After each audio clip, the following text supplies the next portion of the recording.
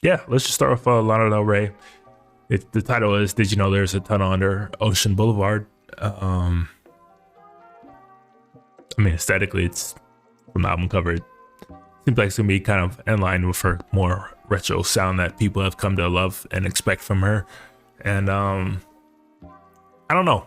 I think Lana Del Rey has a lot of good music in her catalog, and I think she has been able to build herself a really nice, you know, fan base and solid fan base that loves what she does, will kind of hop on and gravitate towards almost anything she does. And like, she's like in this very kind of unique space of pop that's kind of like her own. And she doesn't really have to chase trends or change her sound too much, or like even like put out hits. Like, she hasn't really had like a major hit in I don't even know how long, but she's still very much in the conversation among like a lot of these artists out there. What she does is still kind of novel and unique from a lot of other artists out there. And even though there have definitely been like kind of copycats that have followed down this trend of more retro sound and stylings, she's still definitely the best at what she does. And while I haven't necessarily heard like a lot of her more recent projects, I've just heard kind of bits and pieces. I know people still like it, so I'm interested to kind of see. I haven't really been like a big fan in a long while, but I always like appreciate her style and her aesthetics and everything that comes along with it. But let's sing if the music kind of match up with her unique styling and everything. Did you know that there's a tunnel under Ocean Boulevard? New album from Lana Del Rey. Track number 1, The Grants.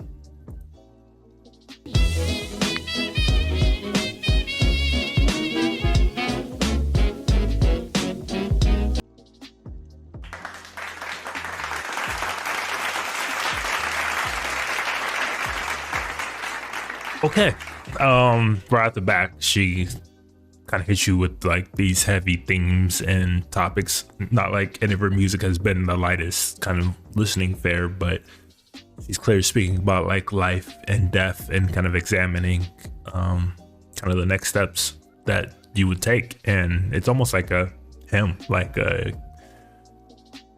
something that you might hear in church. And when it's kind of paired with her noir, nostalgic, retro kind of vocals and stylings, it makes for like a very unique listen. Like, it was definitely a heavy track, but also kind of light because it's not looking at like death from like this super sad perspective. It was almost kind of very matter of fact and like almost like optimistic way, speaking about, you know, you take your memories with you to the next life or whatever. But it was like very kind of heavy intro into what I can only assume will be a heavy album and listen. But if anything, like, her songwriting is still extremely strong, and who knows what's next, because that was heavy. Let's go to the next track, self-titled. Did you know there's a tunnel under Ocean Boulevard?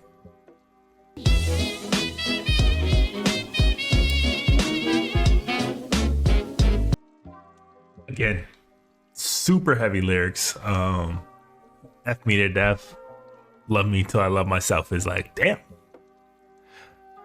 Okay. Don't really know what to say to that. Like, that's some heavy, intense shit and feelings and emotions, and like, I'm sure it's like a very cathartic thing for her to like kind of get off her chest, but it's also like, you know, it's a very vulnerable, personal kind of style of songwriting that she does, and it's like intense, definitely intense.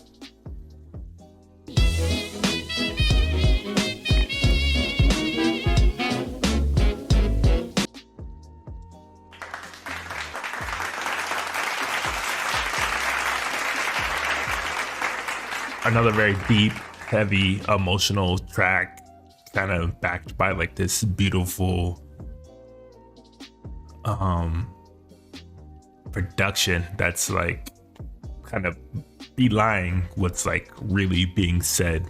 But again, another very heavy emotional track. Like so far it's sounding like this is what the whole album's gonna kind of be like.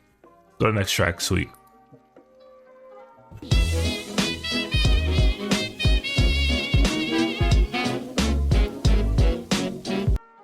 All right.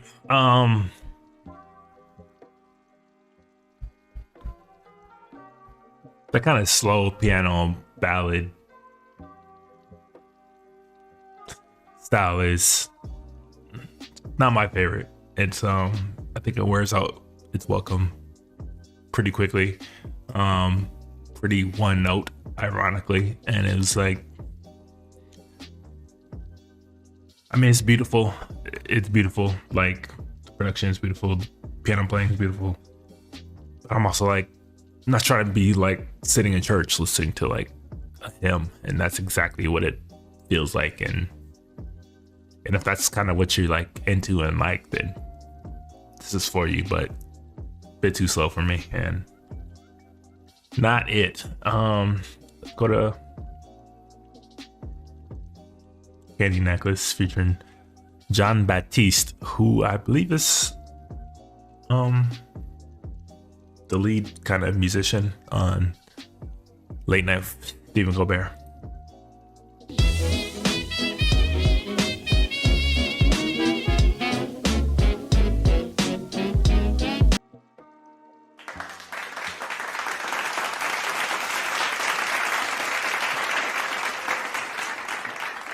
I mean, hard to go wrong when you have John Baptiste as kind of like your producer on the track, and especially when it comes to like a piano based ballad that this is. Obviously he's an extremely talented composer in his own right, who has obviously won a Grammy for how exceptional he is, and he's one of the biggest names out in kind of jazz and piano compositions these days. So you really can't go wrong. And he provided her with a extremely dense, lush, beautiful backdrop to kind of layer these heavy, well, once again, heavy lyrics on top of. So it was a cool song.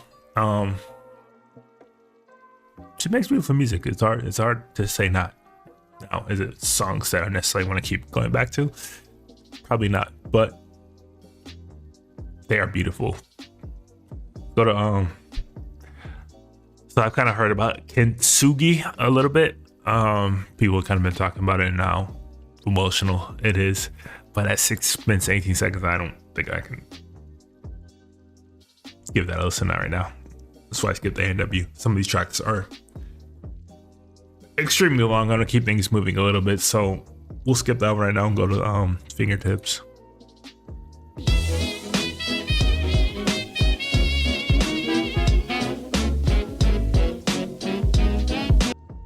Again, another very heavy, emotional track. Kind of sounds like she's speaking about motherhood. Maybe you're losing a baby, and obviously, like, those maternal instincts and feelings are very heavy and deep and intense to speak about, let alone sing about and present in a song. And this is almost like less of a song, and like, I don't know, like a lot of these songs here are like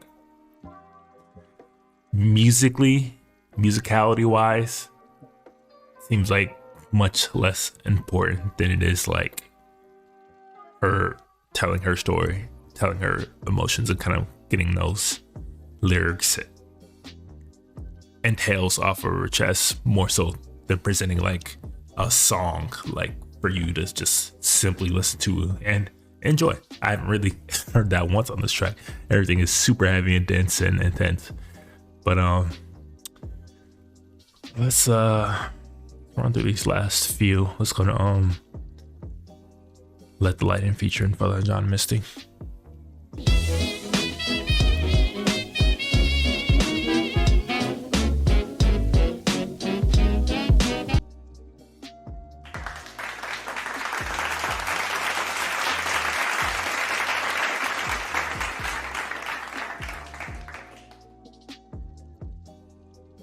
Well,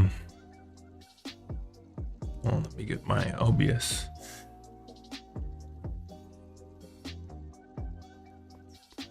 Incorrectly.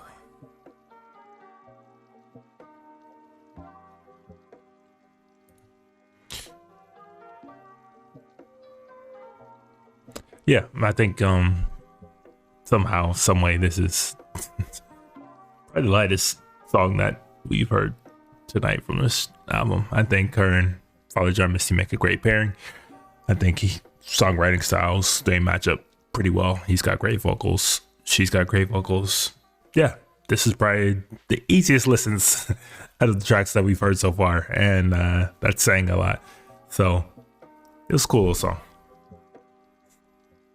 Let's go to Margaret featuring Bleachers, who Jack Antonoff, who is a very hot name in music right now. And he's worked with all the who's in across genres in music and singers. So check it out, Margaret.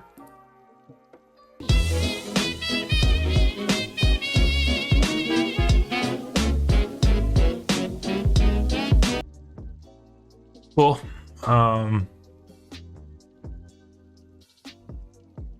Yeah, this is her sound. This is just her sound at this point. Go to Fishtail.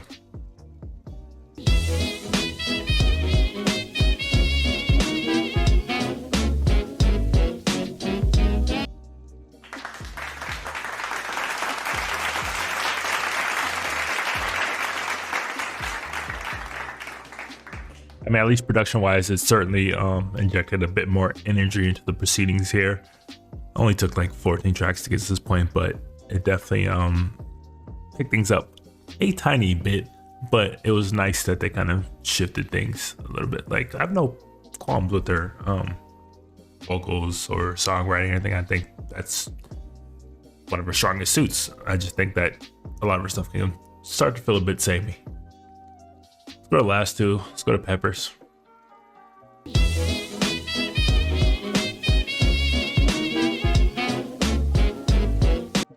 I mean, it was an interesting mix of lyrics and production, and I'm not really sure how I feel about Peppers. Not the biggest fan of this one. Yeah, kind of a weird song.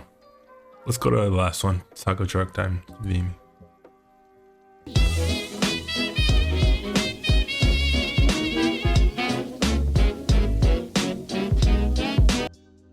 So this is kind of like the closest that I've heard kind of to her earlier styles, where it was still kind of dark and melancholic, but had a little bit of upbeat energeticness to it, like some kind of building energy to her songs. And these last few tracks are kind of like the first hints of that I've heard so far. And it took a long time to get here, but it's definitely a nice breakup from those more slower, dance heavy ballads after ballad after ballad that we were getting before.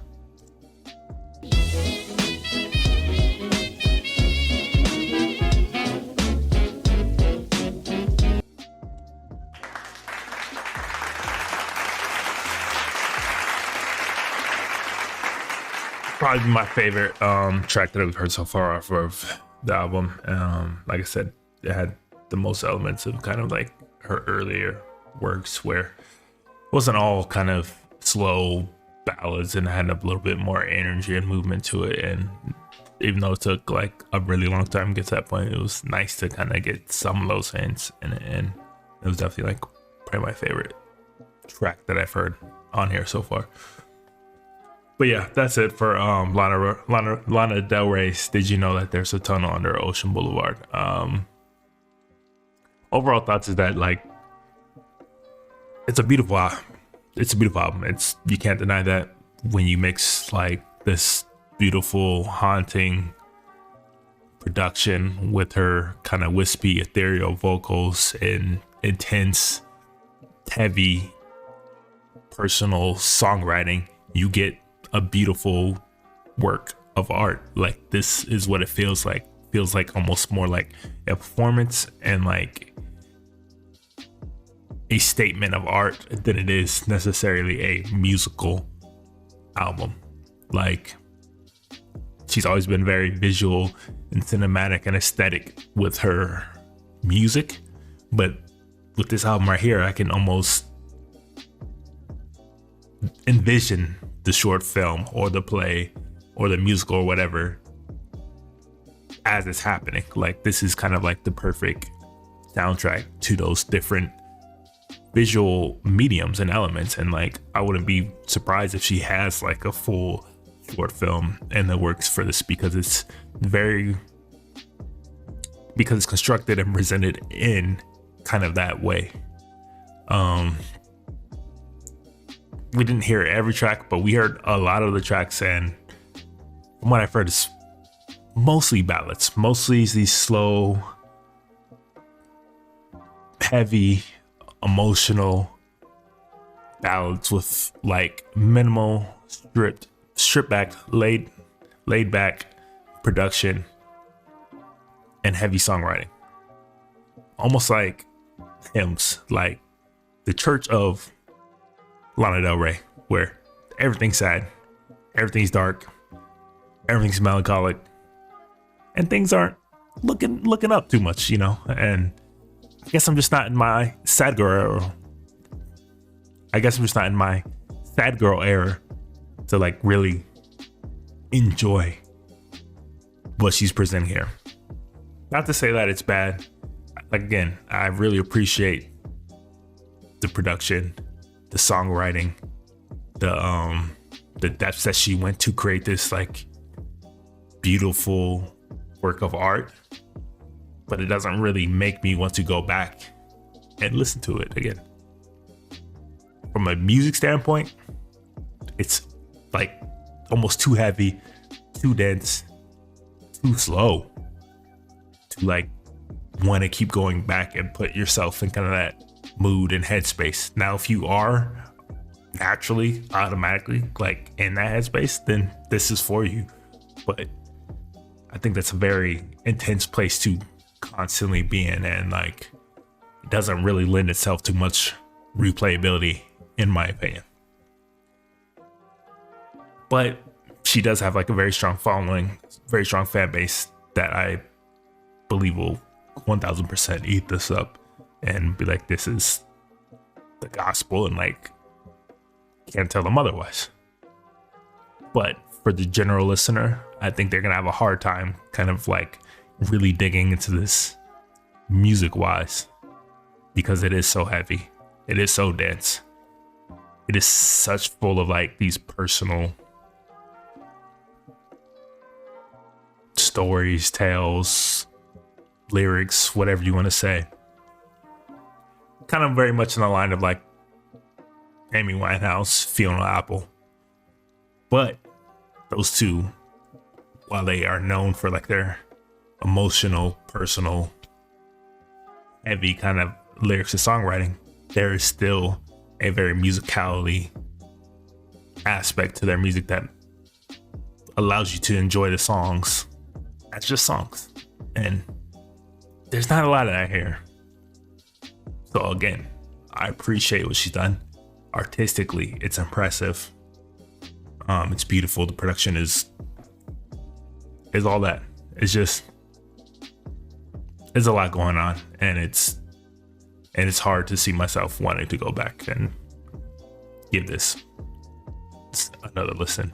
It's very, very heavy. But that's my thoughts of it. What do you guys think about the album? What are some of your favorite tracks? Are you kind of like happy with this direction that she's going in?